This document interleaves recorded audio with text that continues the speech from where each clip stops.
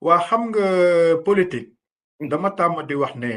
dafa am loo xam ne daf si am solo Mhm.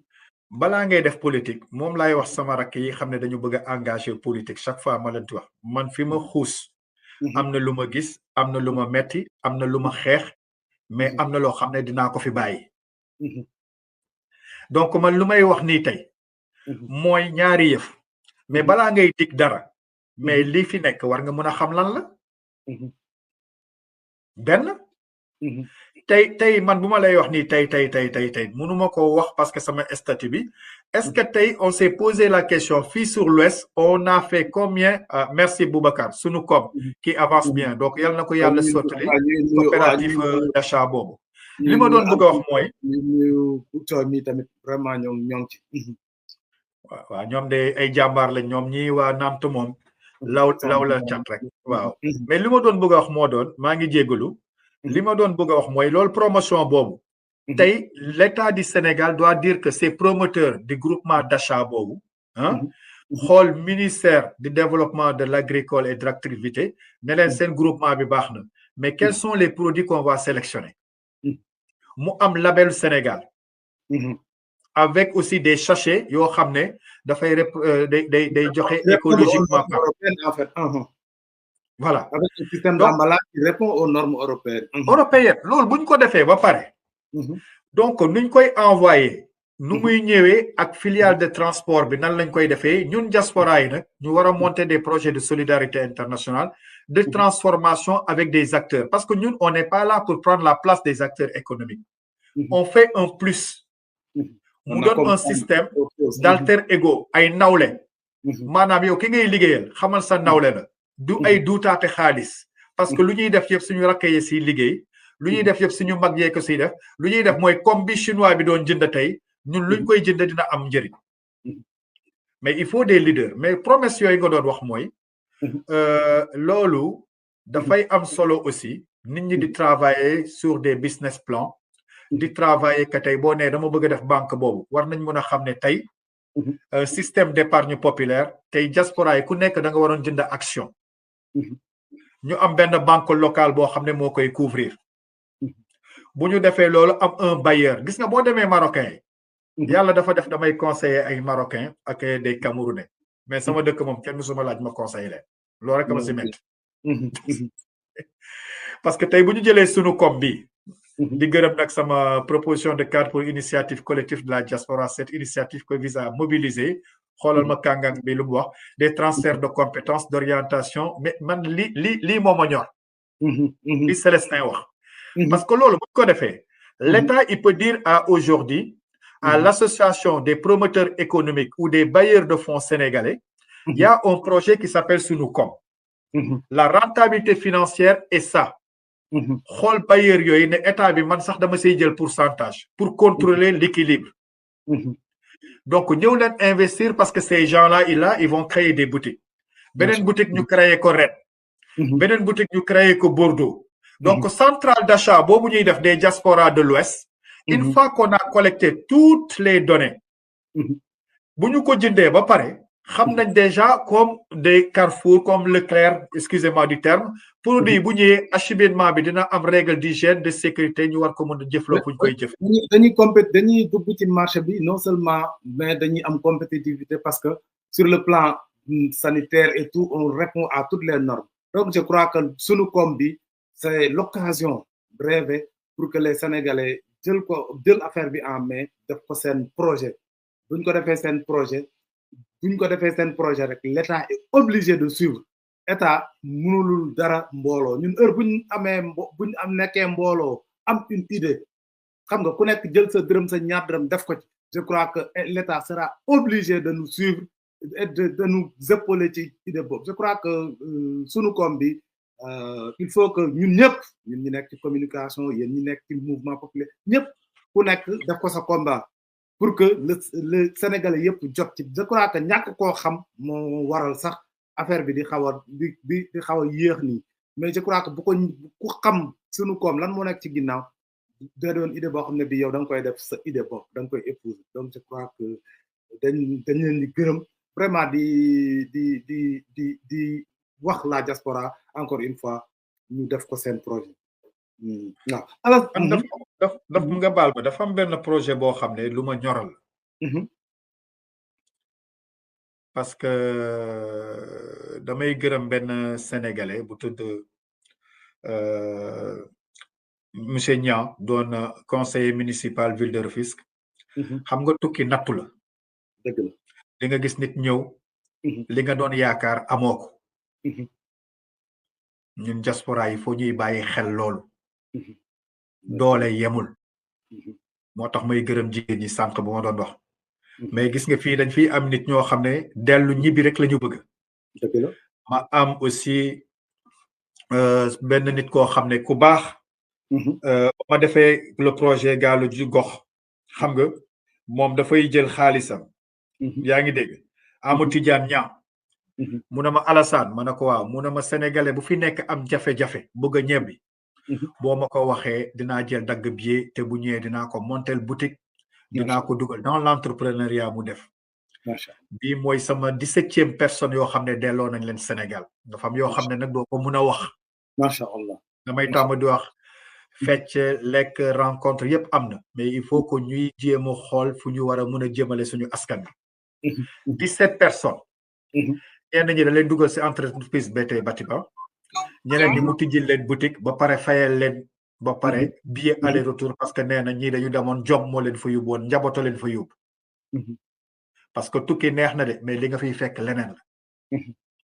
moom la ñu décoré woon suñu journée des diaspora bi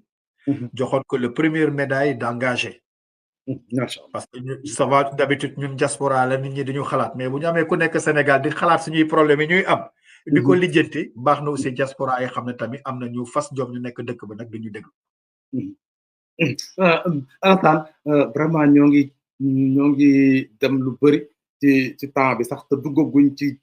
point yu bëri bëggoon naa Alassane ñu taxaw ci benn affaire actuellement nii à l'heure bu ñuy def émission bi gis nañ ne en Europe wala boog ci dëkk yu bëri ci Europe contexte géopolitique bi changé na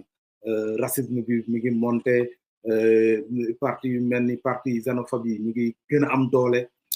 ci contexte bu mel noonu Alassane nan la diaspora africaine bi particulièrement diaspora sénégalaise ban taxawaay la war a am waaw diaspora africain bi lay wax xam nga dañu tamoon di wax il faut ñuy assimiler il faut ñuy intégrer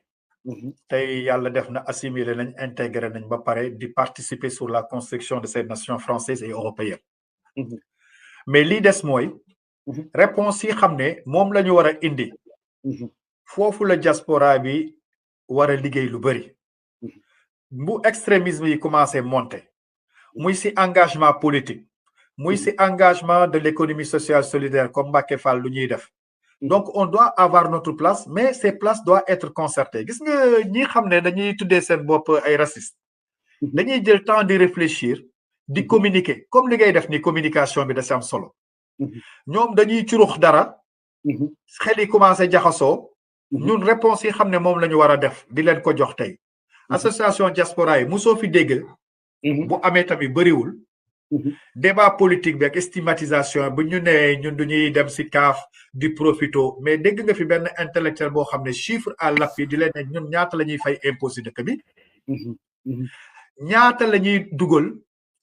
dans l'innovation numérique dans l'éducation et la santé par rapport à ces gens qu'on stigmatise donc loolu lu muy joxe mooy war nañ mën a toog di def wat gaad yéegoo di préparer suñu doom yi parce que c'est les cibles en termes géopolitiques sur l'influence des réseaux qui sont les plus fragiles parce que xale yi tey gatsa la ñu xam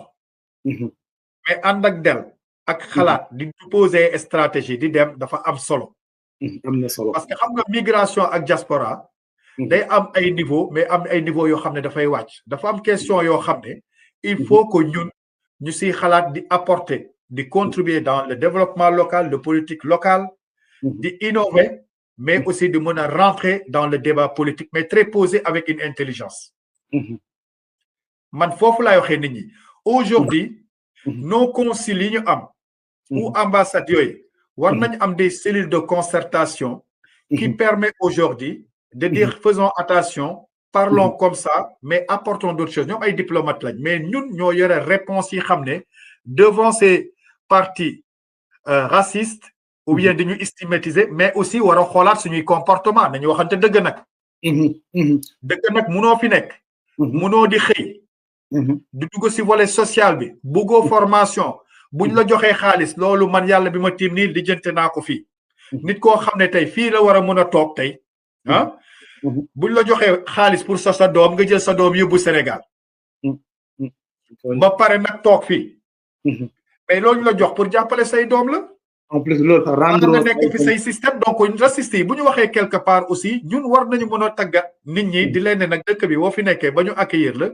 am na sa melokaan boo xam ne moom nga war a mel mais am na jëf yoo xam ne aussi moom nga war a def di gërëm Fama Gueye aussi parce que tey loolu moo ñu manqué y a pas de cadre de concertation de débat sur les problématiques aujourd'hui que l'extrémisme aujourd'hui utilise te lu si gën a garaaw li si gën a garaaw campagne électorale yi dem da ngay gis tey ñoo xam ne dañ ñuy saaga bu campagne bi jotee ñu dem uti ji seen benn arabe seen benn nit ku ñuul. waaw pour sauver les meubles xam nga Alassane est-ce que pour ñu d'ailleurs maa ngi gërëm Mame Thierno Ndir nee na yéen a bokkoon nee na débat bi c'est un débat de haute facture ñu ngi koy gërëm nee na sa promotion nee na gëj ngeen gisante yàgg na ça fait très longtemps Mame Thierno maa ngi koy gërëm moom tamit muy un acteur de développement. maa koy gisee moom it ma xam ko depuis des années muy jàmbaar moom it muy dund fële en Italie plus précisément à Bergamo moom tamit muy nit ku baax ma xam ko bu baax moom tamit acteur de développement la xam naa loolu moo gën a tax sax émission bi intéressé ko xam naa c'est ancien promotionnaire de classe boo bokk ak 5e loolu ça remonte à yàgg na mais Alassane xam naa après bi ma bàyyi la nga nuyu Thierno mais bëggoon naa tabaxal benn affaire balaa ñu ci est-ce que aussi li nga wax nii sànq est-ce que association yi aussi waruñu changer doxalin jéem a nekk des associations qui forment des associations qui informent mais pas association xam ne dañuy dajaloo forêt wala ñu cotiser est-ce que léegi jotul ñoom tamit ñu jël la balle au rebond jéem a joxe la bonne information aux membres ba pare di leen former di leen informer aussi ci les nouvelles lois et règlements yi nga xam ne ñu nekk en vigueur ci dëkk bi ñu nekk. waaw man dama siy def rapidement xam nga nag loolu mooy sama problème ak ñu bëri. peut-être je suis mal compris. dama ne association ça doit être une question de mouvement. daje waxtaan retrouvailles dafa am importance. mais tey dafa am ñoo xam ne tey suñu jigéen ñi fi nekk. ñi war a jàng école ñi war a def économique moo tax ma ne la label Sénégal tant que yooyu association amu ko waruñu ko jox label boobu mun nga tujjee sa association retrouvailles mais Sénégal moom ku fi bëgg a am association bu ñu wonee Sénégal da nga war a am benn feuille de route avec des critères ñu homologué ko xam ne tu ressembles avec des thèmes qui éveillent la conscience j'ai l'habitude de dire une association diaspora doit pouvoir former de ses membres sur les problèmes de ce pays et qui sont conscients et qui sont capables d'apporter une contribution. foofu nag la ñu war a jëm. parce que tey du kay sa nit génn na àdduna dañ koy jaxal dañ koy yóbbu. kii am na problème ñu def ko. j'ai l'habitude de dire que le volet social doit tout le temps avoir benn volet économique. le volet économique doit tenir en compte le volet de l'économie sociale, de l'égalité hommes et femmes, mais de pouvoir vulgariser de l'interculturalité. loolu moo war a doon socle yi xam ne moo ñu war a jàppale fi ñu war a dem mais bu nekkul loolu rek c'est une continuité depuis 30 ans et maintenant c'est pas les mêmes besoins c'est pas les mêmes problèmes donc il faut interroger nos formes aujourd'hui des associations de ressortissants. dëgg la Alassane dañ lay bàyyi nga dallu tuuti ñu dem régie dugal publicité doo ko dellusiwaat mbokk téléspectateurs yi ñu ngi leen fàttali rek ne yéen a ngi suivre seen émission diaspora excellence diaspora tey ñuy dalal Alassane Guissé vraiment di ko sant moom tamit ci disponibilité bi xam naa dañuy dem régie ñëwaat doo ko continuer émission bi incha allah. Et si le commerce devenait un pont entre l'Europe et l'Afrique, Global Cargo West Africa, c'est un réseau qui relie la diaspora et les entrepreneurs du continent. Grâce à un modèle de franchise solidaire, chacun peut entreprendre, se former et réussir. Global Cargo, c'est plus qu'une entreprise, un commerce éthique et durable, une passerelle entre deux continents, une aventure humaine fondée sur la confiance et la transparence. Seul, on avance vite. Ensemble, on va plus loin.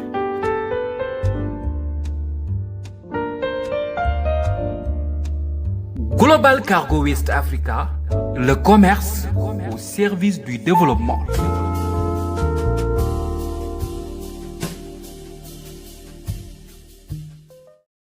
West Africa, le commerce.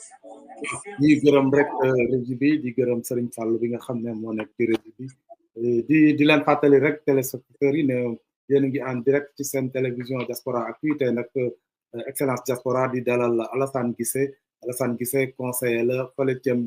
mairie bu Nantes ñu ngi aborder ak moom point yu bëri yoo xam ne ay entrée à la coopération décentralisée mais aussi ak jafe-jafe yi nga xam ne les Sénégalais de la diaspora ñu ngi jànkoonte ak moom fii ci diaspora bi Alassane dañuy taxaw ci benn point bëggoon naa ñu wax tuuti ci représentation diplomatique et consulaire yi nga xam ne moom lañ am fii gis nañ ne gouvernement bu ñëw dina indi ay représentants diplomatiques ak consulaires yu bees ñu ngi doxal bu baax doxaluñ bu baax c'est selon yow ban jàngat nga ci am. waaw man de franchement depuis ba mu fi nekkee relation bu rafet la am ak ñoom. élection bu ñu organiser fii Nantes ambassade bi bu demandé ñu mettre des dispositifs salles matériel ak yëpp ville de Nantes daf koy jox te vraiment comme taxawal naa leen fii taxawal sama bopp taxawal waa askan gi même passeport yi bu ñu ñëwee di def ay recensement dinaa ut salle dinaa leen jàppale si lépp mais malheureusement à Nantes dafa am jafe-jafe parce que service consul honoraire bi fi nekkoon defoon na fi liggéey bu rafet mais depuis quelques années waa Nantes dañu am ay jafe-jafe yoo xam ne tey parce que lépp lu ñu war a def man du ma consul mais nit ñi bu ñu ñëwee soxla dara et puis avec l'attache du consul de Paris avec les services consulaires di gërëm monsieur Bathily depuis qu'il est là il m'a vraiment pris beaucoup de temps di ma déglu aussi di ko conseiller lu bëri parce que man dama tàmm di ne bu ma consul soxla ba ambassade ba xaw ma nit fi nga bokk ak foo bokkul mais je suis au service de la République ak sénégalais yi léegi nag li xam ne moom lay suggérer souvent parce que problème kayit yi dafa jafe trop fi Nantes parce que il faut nga fay dem ba fële yenn saa yi ñu am suñuy mbokk yoo xam ne dañ leen fi loxo buur daf leen ti jàpp buñ ma ko yëgalee ma dem foofu si prison yi di leen te nemmeeku di leen jàppale am ñoo xam ne dañuy sëy am jafe-jafe yooyu yëpp maa ngi fi di si góorgóorlu nag di leen jàppale parce que tamit yàlla man la def fi ma nekk nii li ma doon bëgg a wax mooy tey Nantes dafa doon dëkk boo xam ne sur le plan aérien am nañ transport avion buy dem on a beaucoup de personnes yu fi nekk donc ce serait très important ñu jéem a xoolaat nu ñuy dékkalee service consulaire bi fii si Nantes parce que ouest la ñu nekk mais buñ ko dékkalee aussi ñu am ay stratégie yu bees mu doon bañ a doon benn nit rek mais mu am nit koo xam ne dina jege consul bi sur le volet social sur le volet économique sur le volet aussi comme on a l'agenda 2050 nan la ñu mën a rencontrer entreprise yi côté étudiants yi parce que c'est une équipe benn nit rek mënul gérer entité boobu donc day am benn réflexion boo xam ne en lien avec Paris qui peut être intéressant à revoir donc moi je suis vraiment disponible à apporter bu ma nekkee di liggéey ministère des affaires étrangères démb rek laa fa nekk de discuter tey ba le ministère des affaires étrangères tient en compte aujourd'hui en France la question des diasporas démb j'étais avec le secrétaire général je l'ai expliqué liggéey bi xam ne def nañ ko fii suñu 4e rencontre des diasporas nantais fii def ay propositions yu am importance le ministère des affaires étrangères de France daf ñuy laaj li xam ne moom la ñu liggéey fii nan lañ ko mën a tenir dans la coopération internationale réflexion yi xam ne c'est en matière de sécurité en matière de l'économie sociale solidaire nan ak lan lañ koy defee dossier boobu dinañ jël jox ko dossier boobu tamit bëggoon nañ ko jël suñu autorités yi jox leen ko pour man aujourd'hui dafa am une questionnement boo xam ne war nañ ko def te foog naa autorités yi ñu ngi siy xalaat beneen forme de gouvernance avec des gens yoo xam ne il faut ñu am ancrage local am aussi une vision globale xam ne projet bi xam ne moom la ñu bëgg a jëmale si kanam ku nekk mun si participer muy sur le volet culture sur le volet de la jeunesse